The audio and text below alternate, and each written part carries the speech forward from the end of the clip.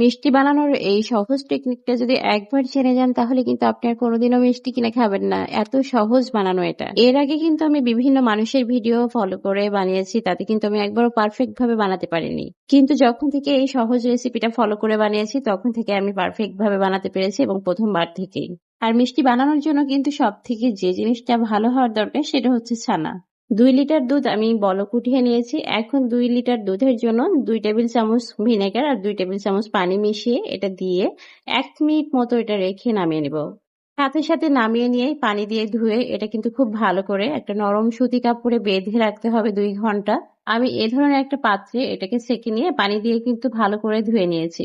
ছানাটা যদি এভাবে বেঁধে রাখেন তাহলে কিন্তু অনেক শক্ত হয়ে যাবে। তাই সাথে সাথে ঠান্ডা পানি দিয়ে এটাকে ধুয়ে কোথাও বেঁধে ঝুলিয়ে রাখবেন কিংবা এটাকে ভারী কোনো জিনিস দিয়ে চাপা দিয়ে রাখবেন। তাহলে দেখবেন সব পানি বের হয়ে যাবে। ছানা যত নরম হবে ততই কিন্তু মিষ্টিগুলো সফট হবে। আর যদি ছানাটা শক্ত হয়ে যায় তাহলে কিন্তু সেই মিষ্টি কখনো সফট হবে না, হার্ডি হয়ে যাবে। ২ ঘন্টা পরে ছানাগুলো আমি নিয়ে এখন হাতের তালুতে একটু একটু করে সবগুলো ছানা আমি এভাবে একবার মাত্র ডলে নিব। এই কাজটা যদি বারবার করেন তাহলে কিন্তু ছানা থেকে তেল বের হয়ে যাবে, তখন মিষ্টিগুলো ভালো হবে না। জাস্ট ১ থেকে ২ বার এটা করতে হবে। আবারও বলছি, ছানাগুলো যেন কোনোভাবেই শক্ত না হয়ে যায়। ছানার ভিতরে কিন্তু আমি কোনো ধরনের ময়দা, বেকিং পাউডার কোনো কিছুই এড করছি না। শুধুমাত্র ছানাগুলো ভালো করে মেখে নিয়ে বল করে নিচ্ছি। এভাবে সবগুলো বল করে নিব।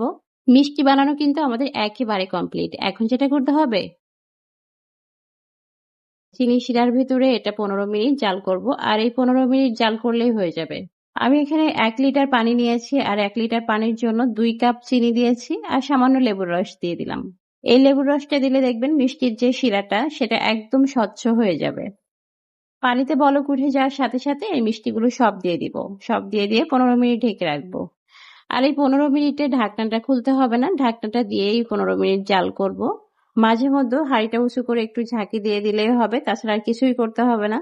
তো এভাবেই কিন্তু আপনারা খুব সহজে মিষ্টি বানিয়ে নিতে পারবেন। যখন খেতে ইচ্ছে হবে তখনই কিন্তু বানিয়ে নিতে পারবেন। আর দেখতেই পারছেন মিষ্টিগুলো কিন্তু ফুলে ডাবল হয়ে গিয়েছে। আর প্রতিটা মিষ্টির ভিতরেই কিন্তু রস ঢুকে গিয়েছে। সেটা আমি আপনাদের সাথে একটু শেয়ার করে দিচ্ছি। যদিও গরম থাকা অবস্থায় এটা চাপ দিলে ভেঙে যায়, তারপরে একটু দেখিয়ে দিলাম। এভাবে আমি কয়েক ঘন্টা রেখে দিয়েছিলাম আর কয়েক ঘন্টা রেখে দিয়ে ঠান্ডা হয়ে গেলেই কিন্তু মিষ্টিগুলো খেতে পারবেন।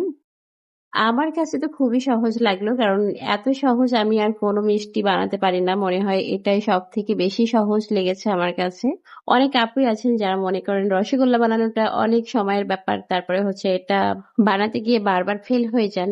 প্রথম আমিও এরকম হয়েছি এবং বারবার ফেলও হয়ে গিয়েছি। বিভিন্ন কঠিন প্রসেসে বানিয়েছি, তখন আমি বানাতে পারিনি। কিন্তু আমি এই টেকনিক ফলো করে যখন বানিয়েছি না, তখন কিন্তু আমি এটা পারফেক্ট ভাবে বানাতে পেরেছি। এখানে কিন্তু লুকোচুরির কিছুই নাই। আমি আপনাদেরকে দেখিয়ে দিলাম যে কত অল্প সময়ে এবং কত সহজে এটা বানানো যায়। তো বাসায় ট্রাই করবেন এবং কেমন হলো আপনাদের মিষ্টি রেসিপিটা সেটা কিন্তু কমেন্ট করে জানাবেন। আর যেটা আগেই বলেছি, দুধ থেকে ছানা কাটার সাথে সাথে নামিয়ে নিবেন। নামিয়ে নিয়ে ঠান্ডা পানি দিয়ে ধুয়ে বেঁধে রাখবেন। আশা করি আপনাদের মিষ্টিগুলো পারফেক্ট হবে। আজ বিদায় নিচ্ছি। সবাই ভালো থাকুন। আসসালামু আলাইকুম।